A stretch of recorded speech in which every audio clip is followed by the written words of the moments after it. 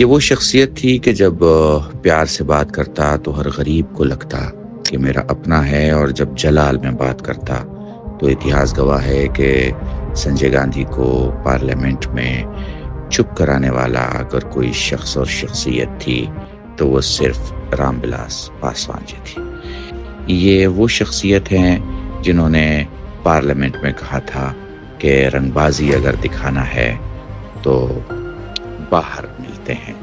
हमारे यहाँ बिहार में एक जुमला बोला जाता है, बाहर फरिया लेते हैं। पार्लियामेंट में फरियाने का ये लफ्ज इस जुमले के साथ कि बाहर आइए, देखते हैं चांदनी चौक या कनॉट प्लेस में कि कौन किस पर भारी पड़ता है।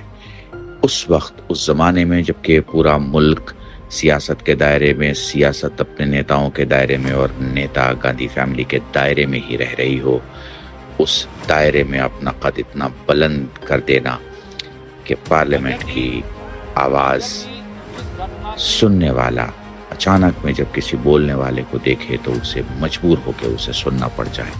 मैं बात कर रहा हूं उस एक जात और उस एक शख्सियत की जो अपने बड़ों के लिए, अगर मैं बात करूं राम मनोहर लोहिया जी की, अगर मैं बात करूं जयप्रकाश नारायण जी की, और अगर मैं बात करूं कर्पूरी ठाकुर जी की, तो रामविलास जी को मौका मिला इन सारे लोगों के साथ काम करने और इन सारे लोगों के साथ आगे चलने का। इतिहास रामविलास पासवान जी का सब जानते हैं। हाजीपुर से आज भी वो नारा गूंजता है, धरती बोले आसमान, राम विलास पासवान। मुझे लगता है ये शख्सियत दलों की नहीं थी, दिलों की शख्सियत थी।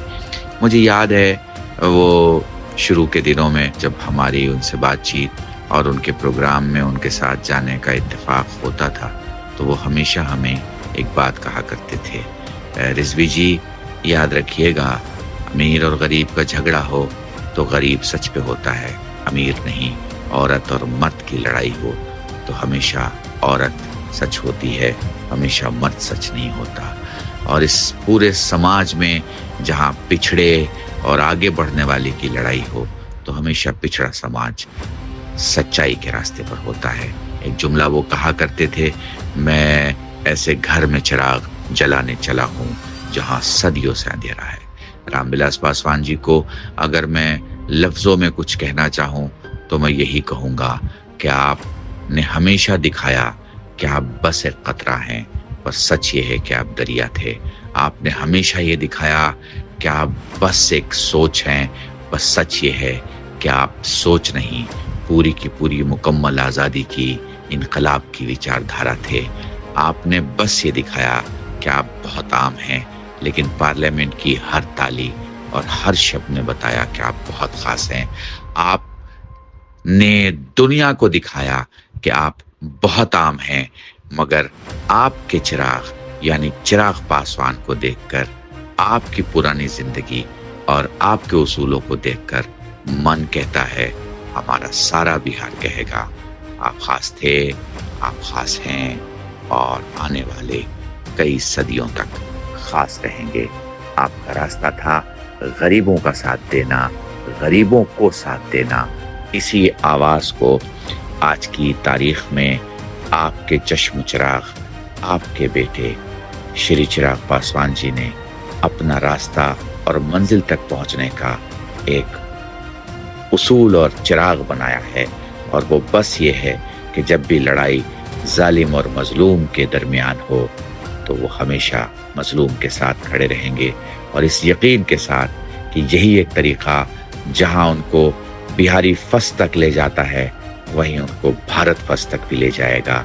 और अगर आपके साथ तमन्ना रखने वाले लोग, जो कोई भी सोचता था कि आप देश के प्रधानमंत्री जरूर बनेंगे, मुझे लगता है उन सारी आंखों ने आने वाली नई आंखों को अगर कोई सपना दिया है तो वो यही कि हम और हमारा बिहार और हमारे बिहारी में कोई एक नेता जो इस वक्त जवानों के लिए प्रॉमिसिंग लीडर की हैसियत से है, वो आपके चश्म चिराग, आपके चिराग जरूर इस मुल्क की आगे बढ़ने वाली उन तमाम लीडरों के साथ मुल्क को भी आगे बढ़ाएंगे, और मुल्क के साथ साथ बिहार का गौरव बनते ही बिहार को भी उस जगह तक पहुंचाएंगे जो आपका सपना था, आपकी ख्वाहिश थी और आपकी तमन्ना थी।